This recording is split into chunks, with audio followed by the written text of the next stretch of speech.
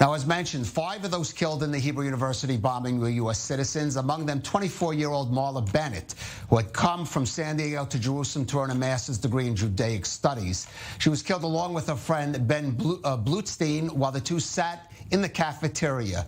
Well, joining us now is Marla's cousin, Jerusalem Post columnist Brian Bloom, who speaks to us from Jerusalem. And Brian, just briefly, take us back to that day 20 years ago when you learned your cousin had been killed. Sure. We were actually, Marla is from San Diego, and we were actually vacationing in San Diego during that summer. It was during the Intifada, and we actually took 2 months and just needed to be away from Israel. It was just such a horrible time. And my wife and my family, they stayed in San Diego, and I came back because I had to get back to work. I flew via Amsterdam. When I was in Amsterdam, I heard on the news in the taxi that there'd been an attack at Hebrew University. I didn't think anything of it, but when I landed, I got a call from my father-in-law, said, "Did you hear? We can't find Marla. They're looking for her dental record." And then it unfolded from there. And in fact, my wife and family, who were still in San Diego, were there for the funeral, and I was here. So that's kind of the beginning of it. Right. You wrote a very moving column in the Jerusalem Post this weekend, talking about the kind of person Marla was and the impact she had on so many friends who have chosen to name children after her, variations of her name and her Hebrew name. Talk about that. Sure. So, I've written about Marla many times over the years. In fact, I started writing back in 2002, right after she died.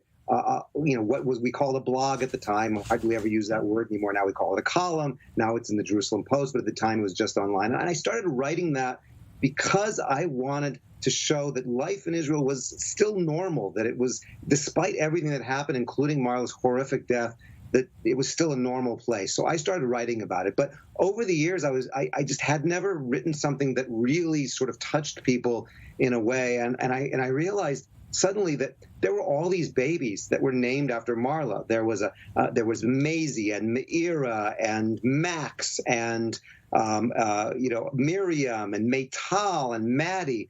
And so I got in touch with probably about 25 of the parents who had named their children after Marla, either with an M or a Mem in Hebrew. And then I wrote about it in the column, and it really sort of brought back what Marla was like. And just to give you one small piece, her email address, the end of her email address was @cheerful.com. And that was really what Marla was about. She was such a happy person. She was so inspiring. She would have been an amazing Judaic studies teacher had she finished her studies at Pardes and not. Right. And Brian, I think maybe just to explain to people, especially as Jerusalemites, why this bombing in particular was so painful, because the Hebrew University in many ways is a center of coexistence in Jerusalem, in a city that really doesn't have that many of those. And that's why its impact is so lasting.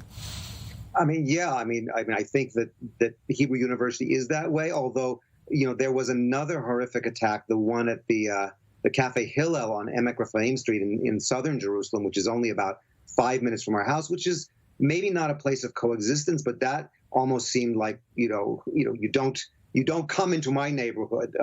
So they all were awful. I mean, at Moment Cafe, or the Haifa, every single attack was horrific. But the one at Hebrew University really touched us, obviously, because Marla was so close to us, and she was what we call a bat bayit. She was in our house all the time. In fact, the summer that she died, she had been borrowing our car because we were in the States.